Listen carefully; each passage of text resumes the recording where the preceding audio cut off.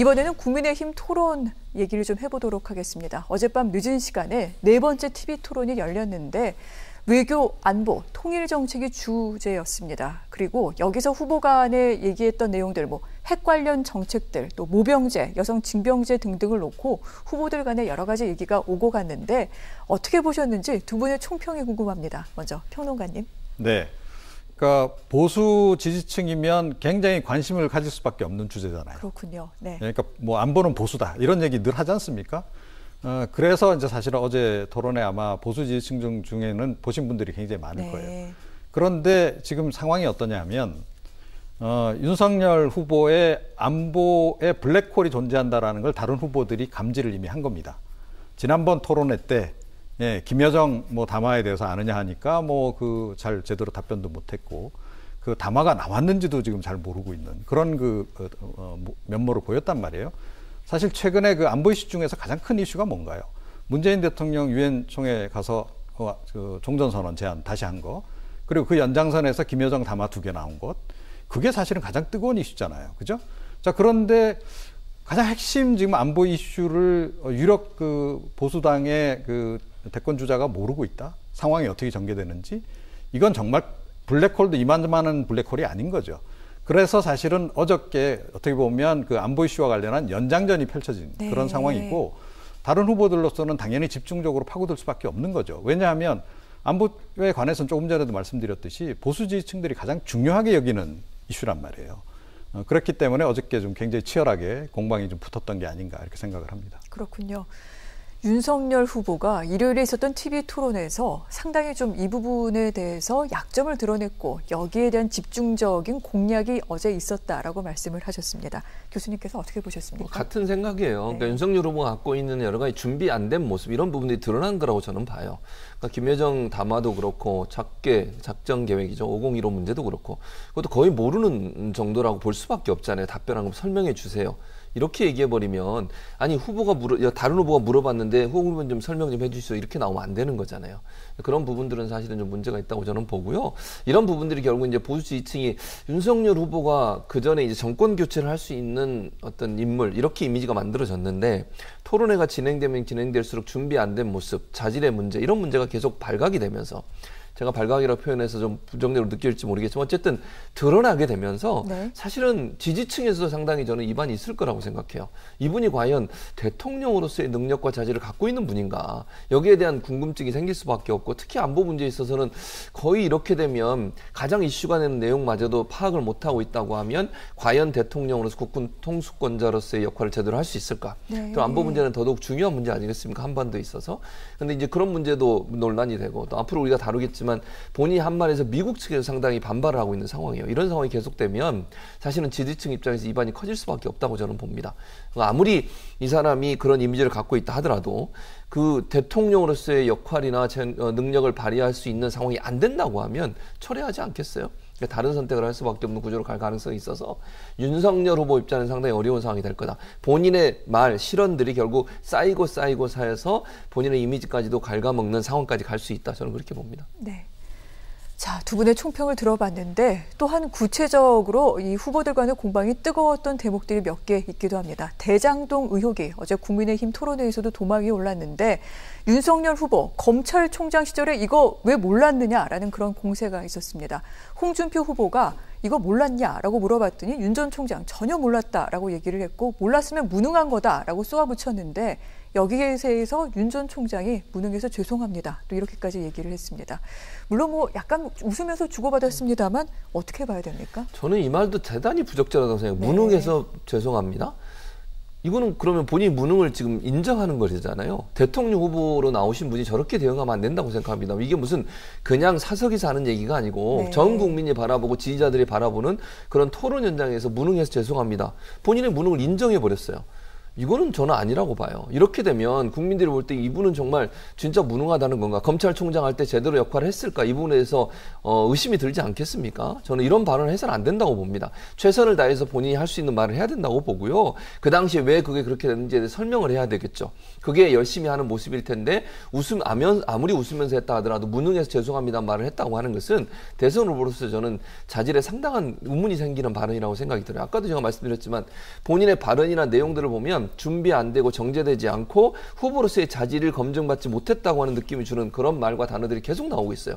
무능이란 단어가 본인의 입에서 직접 나왔다고 하면 이분이 정말 그 검찰총장으로서 역할을 제대로 했을까에 대해서 혹시나 검찰총장하면 정치적인 야망이 있었던 거 아니냐 이런 의문까지도 품을 수 있는 내용이라는 생각이 들어서 좀 안타깝고요. 이런 표현은 절대로 저는 해서는 안 된다고 봅니다. 토론에서 특히 성심성의껏 최선을 다해서 국민을 설득시킬 수 있는 답변을 해야지 무능해서 죄송하다는 말을 어떻게 할 수 있겠습니까? 그런 부분에서 윤석열 총장은 어제 또 잘못된 말을 했다고 저는 봅니다. 그렇군요. 이것이 검찰총장으로서 제대로 일을 했는지 이 부분조차도 지금 흔들 수 있는 그러한 말 실수다. 이런 얘기는 해서는 안 되는 것이었다라고 교수님께서는 또 매섭게 말씀을 하기도 하셨습니다. 어제 또 다른 후보들 같은 경우에는 이번에 그 법조인들의 이름이 이번 대장동 의혹에서 많이 오르내리고 있는데 여기에 관련된 질문도 많았고요. 또 어제 토론회를 전후해서 새롭게 제기된 의혹이 하나 있습니다.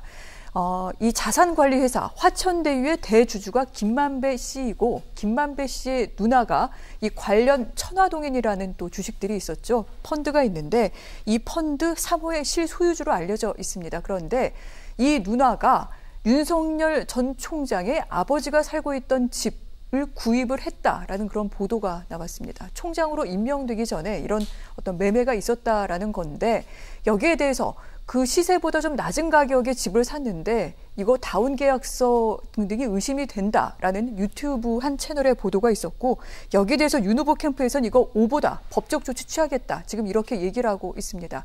그런데 사람들은 뜬금없이 윤석열 총장까지 여기서 이름이 나오네 또 이렇게 받아들이는 분들도 계세요. 어떻게 봐야 될까요? 그러니까 이 대장동 의혹 관련해서는 뭐 하루가 다르게 뭐 계속 새로운 그 이슈가 나오고 또 뭐 여야 불문하고 지금 전방위적으로 뭐 하여튼 여러 인물들이 지금 등장하고 그래서 굉장히 좀 혼란스러워요. 그런데 모르겠습니다. 이것도 그야말로 화천대유 측에서 작전이 들어간 건지 아니면 정말로 그 화천대유 측하고 윤석열 후보 측하고 뭐 커넥션이 있는 건지 이게 이제 좀 앞으로 밝혀져야 될 대목인 거죠. 그러니까 다운계약서 이제 의혹이 이제 바로 그 부분인데 의혹을 제기하는 측에서는 뭐 실거래보다 더 싸게 계약을 해서 보통 이게 이제 절세 전략으로 많이 쓰는 거 아니겠습니까? 세금을 절약시켜주는. 그리고 이제 뭐 사실은 팔 수 있는 사람도 굉장히 많았을 텐데 왜 하필 이 사람에게 팔았나. 이런 문제도 좀 제기할 수밖에 없잖아요. 왜냐하면 이게 뭐 우연치고는 너무 좀 기묘한 우연 아니겠습니까? 자, 그래서 이게 우연인 건지 아니면 기획된 건지 이 부분이 이제 앞으로 규명이 돼야 될 이제 그런 부분이고요. 일단 뭐 윤석열 후보는 뭐 전면 지금 부인을 지금 하고 있는 그런 상황이고 다운계약서를 체결한 게 아니고 뭐 급히 급매로 지금 팔다 보니 싸게 좀 파는 거다라고 지금 해명을 하고 있습니다. 그래서 이것도 결국은 증거를 가지고 우리가 얘기할 수밖에 없는 그런 상황이 아닌가 이렇게 생각을 합니다. 그렇군요. 이 사안이 어떻게 전개돼 나가는지는 저희도 계속 주시하도록 하겠습니다. 어제 토론회에서는요, 이 안보 관련 토론이었던 만큼 대북 정책, 모병제 등등을 두고서 주자들 사이에 상당히 좀 난타전이 벌어졌는데 모병제 전환, 또 여성 징병제, 뭐 핵 전략은 어떻게 가야 되는지 특히 홍준표 의원에 대한 공격도 상당히 치열했습니다. 이 부분은 평론가님 어떻게 보셨습니까? 글쎄요, 근데 전체적으로 그러니까 이 모병제로 지금 왜 진행이 돼야 하는 거고 또 모병제로 진행됨으로 해서 그러면 여성 징병제는 어떻게 할 건가 이런 부분에 대해서 제대로 지금 잘 알고 계신 분들이 없는 것 같아요. 예, 좀 냉정하게 말씀드리면. 그러니까 지금 어찌됐건 초저출산 때문에 어차피 지금 이 병력 자원이 줄어들 수밖에 없습니다. 그래서 모병제로 갈 수밖에 없는 부분이 하나 있고 그다음에 미래전장은 드론이 한다 그러잖아요. 인력 수요가 이제 적어지는 겁니다. 그래서 당연히 이제 모병제로 이제 전환될 수밖에 없는 그런 부분이 또 존재하는 거고. 자, 그런 상태에서 그러면 여성의 이제 병역 의무 부분은 어떻게 할 거냐 하는 건데 여성들은 이미 모병제를 하고 있잖아요. 그죠? 장교로 주로 이제 뭐 부사관 장교로 이제 임명해서 이제 하고 있고 병사는 없습니다. 일반 병사. 그런 모병제를 앞으로 이제 전환하는 과정에서 네. 여성에게도 그 병사로 일반 병사로 뭐 자원할 수 있게끔 그렇게 모병제를 운영할 건지 말 건지 이 부분에 대해서만 교통 정리를 하면 되는 문제인 것 같은데 제가 보기에는 어저께는 좀 약간 덧없는 좀 사실은 그 별로 그 네. 실의가 없는 그런 공방만 벌인 게 아닌가 이렇게 생각합니다. 그렇군요. 후보가 8명이 되다 보니까 또 그런 부분에 대해서는 놓치게 되는 게 아닌가 싶기도 한데요. 한번 좀 계속해서 보도록 하겠습니다. 이런 가운데 2강이죠. 윤석열, 홍준표 후보. 사실은 또 핵 문제를 놓고서 분명히 좀 시선이 엇갈리는 내용이 있기도 합니다. 지지층에서는 어떻게 평가하게 될까요, 교수님?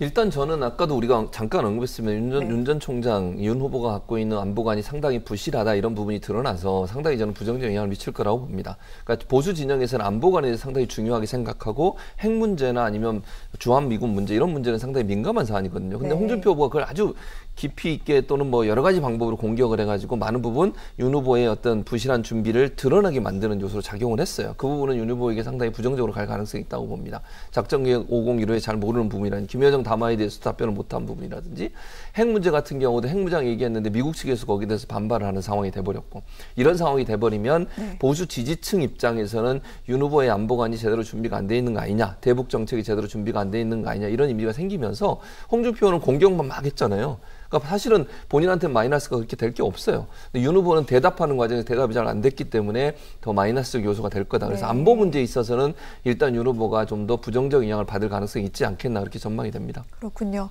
자, 이렇게 어제 그 국민의힘에서 벌어졌던 토론회 후보들에게는 또 어떠한 득실이 있게 될지까지 저희가 말씀을 드렸는데 토론회 일일이 챙겨보시기 어려울 수도 있습니다. 저희가 뉴스 오늘을 통해서 이렇게 전문가 2분 모시고 항상 정리를 좀 해드리도록 하겠습니다.